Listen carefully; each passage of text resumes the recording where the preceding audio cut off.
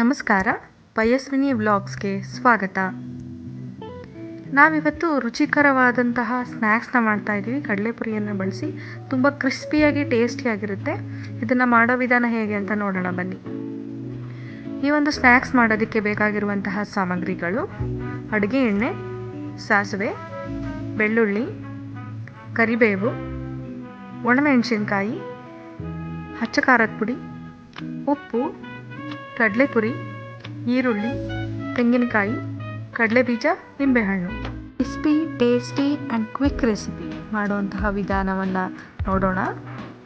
ಮೊದಲಿಗೆ ನಾನು ಒಂದು ಪ್ಯಾನ್ ಇಟ್ಕೋತಾ ಇದ್ದೀನಿ. ಸ್ಟವ್ ಆನ್ ಮಾಡ್ತಾ ಇದ್ದೀನಿ. ಪ್ಯಾನ್ ಬಿಸಿ ಆದಮೇಲೆ ಇದಕ್ಕೆ 3 ಟೇಬಲ್ ಸ್ಪೂನ್ ಎಣ್ಣೆನ ಆ್ಯಡ್ ಮಾಡ್ತಾ ಇದ್ದೀನಿ. ಕುಕ್ಕಿಂಗ್ ಆಯಿಲ್ನ ಆ್ಯಡ್ ಮಾಡ್ತಿದ್ದೀನಿ. ಎಣ್ಣೆ ಕಾದ್ಮೇಲೆ ಸ್ವಲ್ಪ ಸಾಸಿವೆ ಹಾಕ್ತಾ ಇದ್ದೀನಿ. ಸಾಸಿವೆ ಈಗ ಸಿಡಿತಾ ಇದೆ. ಈಗ ನಾನು 3-4 ಬೆಳ್ಳುಳ್ಳಿನ ಜಜ್ಜಿಟ್ಕೊಂಡಿದ್ದೆ, ಅದನ್ನು ಆ್ಯಡ್ ಮಾಡ್ತಾ ಇದ್ದೀನಿ. ಇದ್ರ ಜೊತೆಗೆ ಖಾರಕ್ಕೆ 2-3 ಮೆಣಸಿನ್ಕಾಯಿ ಪೀಸಸ್ನ ಹಾಕ್ತಾ ಇದ್ದೀನಿ. ಒಣಮೆಣಸು ಹಣ್ಣನ್ನು ತೊಗೊಂಡಿದ್ದೀನಿ ನಾನಿಲ್ಲಿ. ಹಾಗೆ ಸ್ವಲ್ಪ ಕರಿಬೇವಿನ ಸೊಪ್ಪನ್ನ ಆ್ಯಡ್ ಮಾಡೋಣ. ಕರಿಬೇವು ಸ್ವಲ್ಪ ಜಾಸ್ತಿ ಹಾಕಿದ್ರೂ ಚೆನ್ನಾಗಿರುತ್ತೆ ಟೇಸ್ಟು. ಈಗ ಇದನ್ನು ಸ್ವಲ್ಪ ಫ್ರೈ ಮಾಡ್ಕೊಳ್ಳೋಣ. ಕಲರ್ ಸ್ವಲ್ಪ ಚೇಂಜ್ ಆದಮೇಲೆ ಇದಕ್ಕೆ ನಾನು ಕಡಲೆಪುರಿನ ಆ್ಯಡ್ ಮಾಡ್ತಾ ಇದ್ದೀನಿ. ನಾನಿಲ್ಲಿ 1 ಕಪ್ ಕಡಲೆಪುರಿನ ಮಿಕ್ಸ್ ಮಾಡ್ಕೋತಾ ಇದ್ದೀನಿ.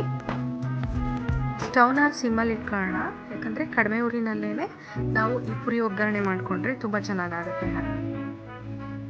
ನಾನಿಲ್ಲಿ 1 ಬೌಲ್ ಕಡಲೆಪುರಿ ಜೊತೆಗೆ ಆಲ್ರೆಡಿ ಮಿಕ್ಸ್ಚರ್ ಮಿಕ್ಸ್ ಆಗಿರೋದನ್ನು ಬಳಸ್ತಾ ಇದ್ದೀನಿ. ಯಾಕಂದರೆ ನಮ್ಮನೇಲಿ ಆಲ್ರೆಡಿ ಮಿಕ್ಸ್ ಮಾಡಿ ಇಟ್ಟಿದ್ವಿ, ಹಾಗಾಗಿ ಅದನ್ನೇ ಯೂಸ್ ಮಾಡಿಕೊಂಡು ಸ್ನ್ಯಾಕ್ಸ್ ಮಾಡ್ತಾ ಇದ್ದೀನಿ. ಇನ್ ಕೇಸ್ ನಿಮ್ಮ ಹತ್ರ ಕಡಲೆಪುರಿ ಮತ್ತು ಮಿಕ್ಸ್ಚರ್ ಸಪ್ರೇಟ್ ಇತ್ತು, ನೀವು 1 ಬೌಲ್ ಕಡಲೆಪುರಿಗೆ ಎಷ್ಟು ಬೇಕಾಗುತ್ತೆ ಅಷ್ಟು ಮಿಕ್ಸ್ಚರ್ನ ಮಿಕ್ಸ್ ಮಾಡ್ತೀನಿ. ಈಗ ನಾನು ಸ್ವಲ್ಪ ಅರಿಶಿನ ಆ್ಯಡ್ ಮಾಡ್ತಾ ಇದ್ದೀನಿ. ಹಾಗೆ ಸ್ವಲ್ಪ ಹಚ್ಚ ಖಾರದ ಪುಡಿ, ಖಾರಕ್ಕೆ ಎಷ್ಟು ಬೇಕು ಅಷ್ಟು ಹಾಕ್ಕೊಂಡ್ರೆ ಸಾಕಾಗುತ್ತೆ. ಇದನ್ನು ನಾವು ಚೆನ್ನಾಗಿ ಮಿಕ್ಸ್ ಮಾಡ್ಕೊಳ್ಳೋಣ. ಹಾಗೆ ನಾನಿಲ್ಲಿ ಜಾಸ್ತಿ ಮಸಾಲ ಪದಾರ್ಥಗಳನ್ನ ಬಳಸ್ತಾ ಇಲ್ಲ. ಅರಿಶಿನ ಜೊತೆಗೆ ಸ್ವಲ್ಪ ಹಚ್ಚ ಖಾರದ ಪುಡಿನ ಸೇರಿಸಿದ್ದೀನಿ ಅಷ್ಟೇ. ಚಾಟ್ ಮಸಾಲ ಆಗಲಿ, ಗರಂ ಮಸಾಲ ಆಗಲಿ ಅದೇನು ನಾನು ಸೇರಿಸ್ತಾ ಇಲ್ಲ. ಸಿಂಪಲ್ಲಾಗಿ ಟೇಸ್ಟಿಯಾಗಿ ಹೇಗೆ ಸ್ನ್ಯಾಕ್ಸ್ ಮಾಡೋದು ಅಂತ ತೋರಿಸ್ತಾ ಇದ್ದೀನಿ. ಆಯಿಲ್ನ ಈ ಕಡಲೆಪುರಿ ಅಬ್ಸಾರ್ಬ್ ಮಾಡ್ಕೋಬೇಕು, ಹಾಗಾಗಿ ಅಲ್ಲಿವರೆಗೂ ಸ್ವಲ್ಪ ಚೆನ್ನಾಗಿ ಫ್ರೈ ಮಾಡ್ಕೊಳ್ಳೋಣ. ಈಗ ಒಗ್ಗರಣೆ ಪುರಿ ರೆಡಿಯಾಗಿದೆ. ನಾನಿಲ್ಲಿ ಉಪ್ಪು ಆ್ಯಡ್ ಮಾಡ್ತಾ ಇಲ್ಲ, ಲಾಸ್ಟಲ್ಲಿ ಉಪ್ಪನ್ನು ಹಾಕೊಳ್ಳೋಣ. ಈಗ ನಾನು ಇದನ್ನು ಒಂದು ಬೌಲ್ಗೆ ಹಾಕುತ್ತಾ ಇದ್ದೀನಿ.